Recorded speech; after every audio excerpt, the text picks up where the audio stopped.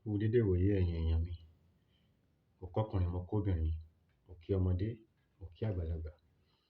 Fún àǹfààní ẹ̀yin tí ẹ̀ ń wò mí ní ìgbà àkọ́kọ́, orúkọ mi ni Dr. Azeez Abolade. Nǹkan tó mú wá fún wa lénìí ni ẹni tí oko rẹ̀ kéré. Òògùn ẹ̀ ni mo mú wá lénìí. Kí la máa lọ wá? Ẹ jẹ́ ká lọ wá ẹ̀yún.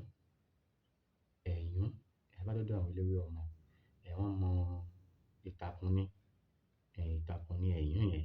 Ẹ jẹ́ ká lọ wá ẹ̀yún pẹ̀lú odidi àtàrí mẹ́ta àti ìyèré.